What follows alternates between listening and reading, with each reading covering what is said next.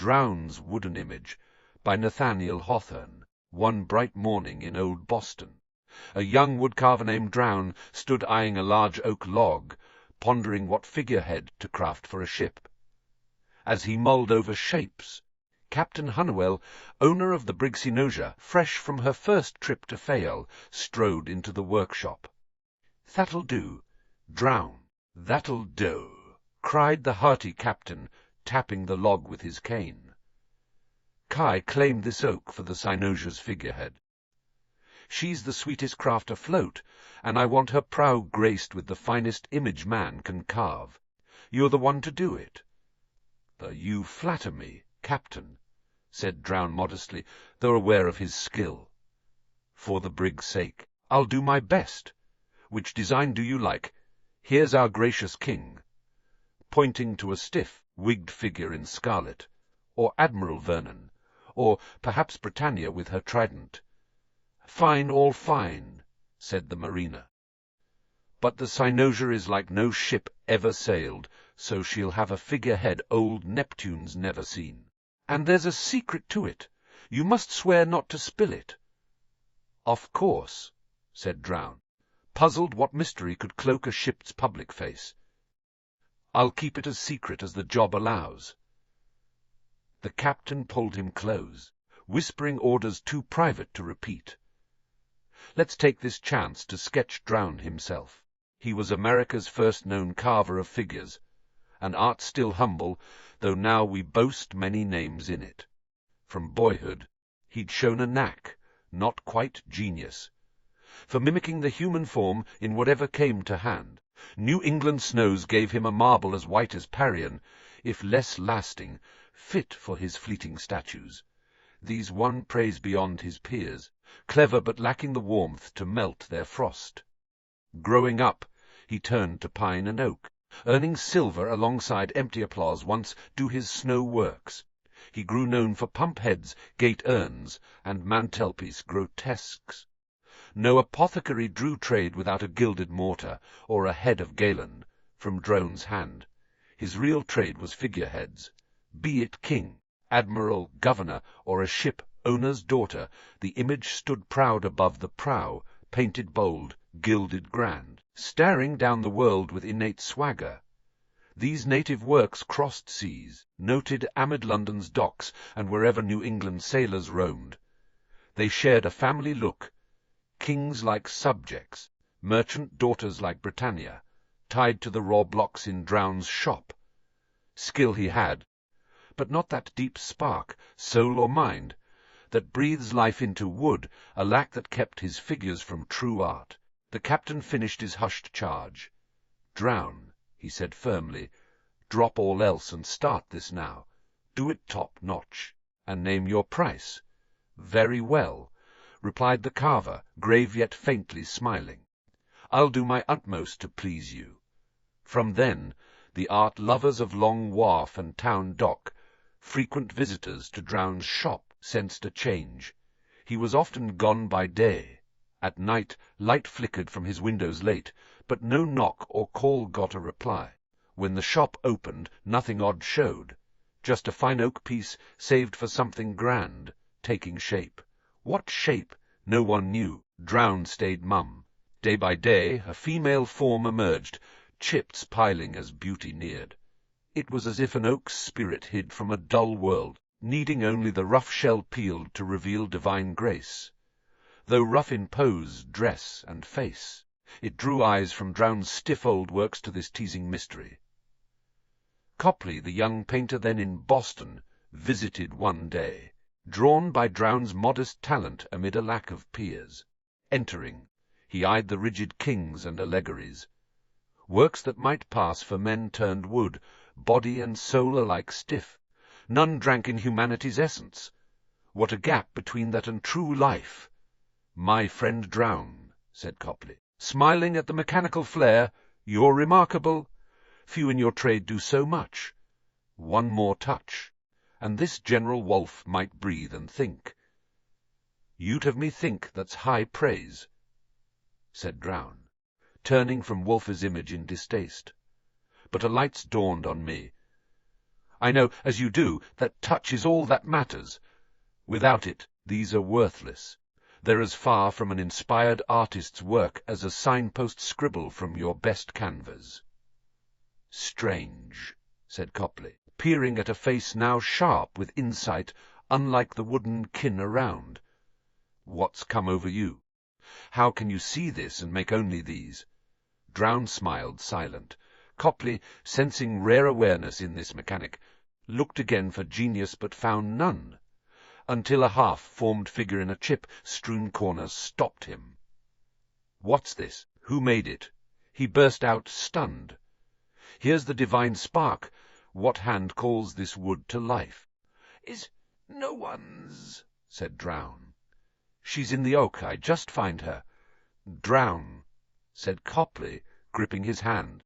"You're a genius." Leaving, Copley glanced back. Drowne bent over the shape, arms out as if to embrace it, his face ablaze with passion enough to warm the oak, if miracles allowed. "Odd," mused Copley. "A modern Pygmalion in a Yankee carver. The image stayed vague, like sunset clouds, felt more than seen, yet daily it sharpened into grace. A woman in foreign dress took form, laced gown, open to show a skirt, folds carved true, a hat, flower-laden, too exotic for local soil, yet real as if from life. Small touches, a fan, earrings, chain, watch, ring, might have seemed petty in sculpture, but their taste matched a woman's care, offending no eye but the rule-bound. The face grew last, a magic touch sparking intelligence and feeling, light seeming to glow from the wood. It lived, a beautiful, slightly haughty look with a playful edge no wood should hold. Carving done, it stood complete. "Drowne," said Copley, "a daily visitor, in marble, this would make you famous. An error in art. It's ideal as an antique, real as any woman by a hearth or street. You won't paint her like those glaring kings." "Not paint her," cried Captain Hunwell, near by. "Not paint the cynosures figurehead. What figure would I cut abroad with an unpainted stick? She must be alive, from hat flowers to slipper spangles." "Mr. Copley," said Drowne calmly, "I know nothing of marble or rules. But this wood, this work of my hands, this child of my heart," his voice broke oddly, "of her I know something. A well of wisdom flowed as I carved with all my strength, soul, and faith. Let others use marble and rules. If painted wood gets my effect, those rules don't bind me. Pure genius." Copley muttered. How else could he defy rules and shame me for citing them? He saw again that look of love, hinting the secret life breathed into the wood. Drowne, still secretive, painted her clothes and face. Nature's red and white. Finished, he opened his shop. Visitors doffed hats, odd by the rich-clad lady amid chips, then flinched. Too human, yet not, suggesting something unearthly. Her Eden flowers, deep complexion, strange yet street, fit garb, gold chain, ring. Fan, where had Drowne seen such a vision? Her face, proud and playful, seemed to relish their baffled stares. "Will you let this masterpiece grace a ship?" Copley asked. "Give the captain Britannia. It'll do, and send this queen to England. It might fetch £1,000. I didn't carve her for money," said Drowne. "What a man!" thought Copley. A Yankee tossing fortune away. Maddened from that, his genius. Rumours grew Drowne seen kneeling to her, gazing lover-like. Begots whispered an evil spirit might claim her, luring him to doom. Her fame spread. All Boston saw her, etching her beauty into memory. Had it ended there, she'd have lived in tales. But a stranger event stunned the town, now a legend by New England firesides. Just before the Cynosia's next failed trip, Captain Hunwell left his Hanover Street home in grand garb. Blue coat with gold, scarlet vest, tricorn hat, sword. Yet his companion stole all eyes. The street gaped, rubbed eyes, dodged or froze. "Do you see it?" one cried, trembling. "It's the same, said a newcomer. "I see a captain and a lady in foreign dress, flowers in her hat. Fair as any I've seen. Wes. The same, the first insisted. Drowne's wooden image lives. A miracle. In sunlight or shade, her dress fluttering. She matched the workshop figure. Every flower, chain, diamond ring, fan. Alive, moving with a coquette's charm. Her face danced with the same mirth, like sun on a fountain. Airy yet real, she baffled all. Was she wood turned spirit or flesh? Drowne sold his soul.